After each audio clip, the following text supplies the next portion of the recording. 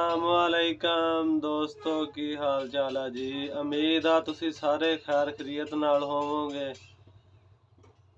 ते आई याद इमरान खान दी।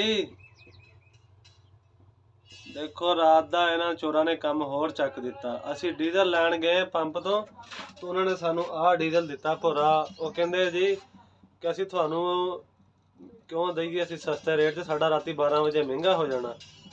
तो उन्होंने कहा जे ले जाना तो लै जाओ, भोरा दिता उन्होंने। तो हुण असी पाउण लगे सी डीजल, हुण असी पाउण लगे सी।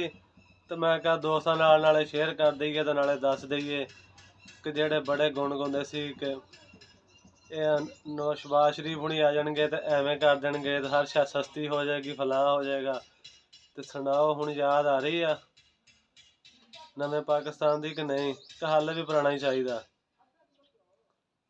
ये देख लो जी, तुसी आप ही अंदाजा ला लो कि डीजल इन्ना महंगा होने दे नाल हुण हर शै जिहड़ी महंगी हो जाएगी। गरीब बेचारा पिस जाएगा। होर भी 200 रुपए तो ऊपर जो पेट्रोल और डीजल चला गया, तुसी दसो आप ही खुद ही अंदाजा लगा लो कि कित्थे पहुंच जाएगी हर चीज़। ते होर लैओ इन्हां नूं बड़े याद करदे सी कि शहबाज शरीफ हुणी आउणगे ते इदां कर देणगे ते एवें कर देणगे।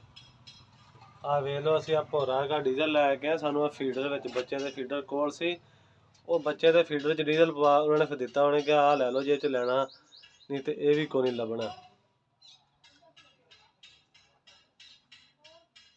आए चस आ गई जी।